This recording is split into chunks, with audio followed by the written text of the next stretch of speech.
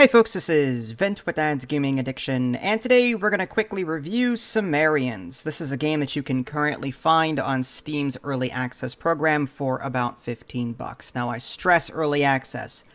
That means everything that you're about to see here, including this review, is subject to change. I'll go as far as to say that this game is still bare bones. At the moment, the save feature doesn't seem to be working. I went to the options menu, tried to save my progress during my play session, and couldn't do it. So, just be warned that buying into this game now, there's no tutorial, the save doesn't work. So there you go. So, what is Sumerians? Well, it reminds me a bit of the old-style games like Pharaoh and Zeus and Caesar. You've got these production chains. You'll be able to zone, sort of like in SimCity, where you'll be putting down various zones. There's like residential zones, which people can populate with houses. There's workshops. There's private fields so that people can eat food. There's market stalls. So you'll be zoning the area, sort of like in SimCity, and people will be moving in.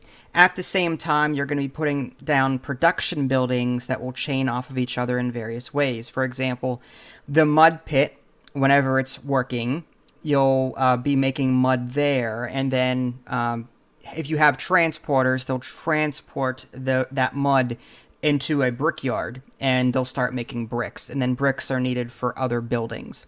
So like I said, there are some production chains going on, like a clay pit with pottery. You've got a brewery, which you can enable buildings, working buildings, to accept beer, and they will work, I guess, 80% better. It just says plus 80%. I'm assuming that's the efficiency or what have you. There's transporters. That's one thing I mentioned earlier, where transporters are like Tropico's workers. In Tropico, you've got people moving things around. That's what these transporters are for, and they are a necessity because things will not work. Like, you might have a clay pit and you might have a brickyard, but if you don't have transporters, or you don't have transporters that can get to the clay pit, then nothing's going to happen with your production. And that's one thing that I had to learn as I went, because like I said, there was no tutorial. I'm like, well, I was waiting for a while for the clay pit. Okay, it's producing. Why isn't the brickyard making anything? And then I looked at my priorities. I clicked on a transporters building. There are priorities. So I bumped the construction material to number 1, and bam, that's when they started working. They were working in the fields. They were transporting food. So I had a bunch of fields, and they were too busy working there, and I didn't have enough transporters to actually get to my mud pits and stuff. So that was one hurdle that I had to try and figure out. There's also wall building in this game, like in the Caesar series, by surrounding your buildings with, well, like walls. That will encourage your houses to grow. Like, it'll say houses needs to upgrade mud wall. So if you build a mud wall, that will make them grow. So like in Caesar, like I said, certain housing will require certain resources. There is a trading port in this game where you can sell excess materials for grain.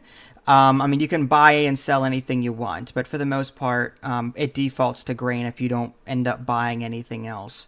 You can set priorities there. You can adjust how many workers work at these various buildings. So the game isn't that hard to figure out once you figure it out. Like, I had to sit here without that tutorial, and through process elimination and trial and error, just go, oh, this is how you do it. Oh, I don't have enough transporters. Or, oh, that's what... So where do I go to find out my demand or whatever? Oh, it's this button over here. There's 4 demand, like there's an RCI demand slider in SimCity, and you've got a demand slider here in this game as well. You've got, again, 4 bars for 4 different housing, or 4 different types of zones. Like I said, there's the housing, there's the citizen farming, the workshops, and the market stalls. They also have a quality of life, I guess, overview. Like, you have to manage demand, housing, quality, security, water access. That's another thing I had to figure out. People didn't have access to water, yet the river is right there. So what I had to do was I had to build a canal from the river close to my housing, and then there was a separate building I had to connect to it. I think it was called a shadoof or something like that. And people had access to water that way. And once I had that, my building started producing and doing things. So, like, again, this is a trial and error kind of thing at the moment. And again, with no save feature, that doesn't work. Even though in the options menu you can set it auto save every 10 minutes, it hasn't saved once. So, like, I like the direction this game is going, but, like, I think it's too early right now to really get into, unless you want to support the developer.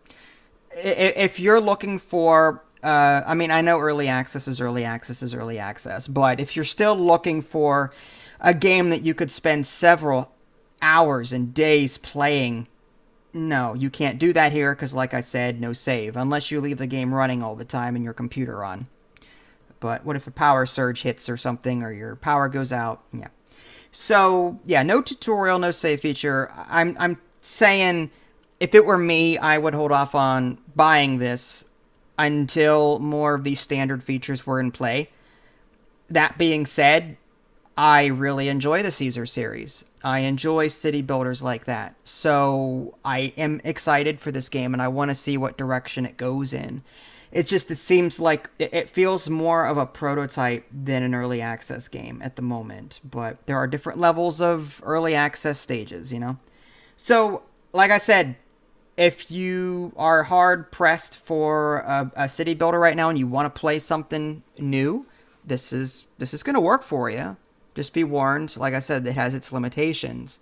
And if you're going to buy it, do so because you want to support the developer.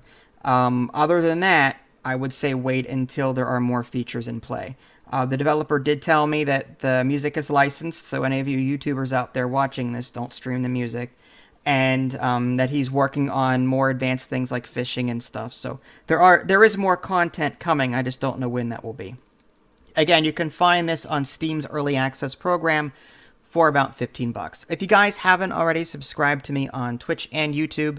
That way you can stay up to date with any new content I happen to publish. This is Vince. Thanks for watching, and I'll catch you next time.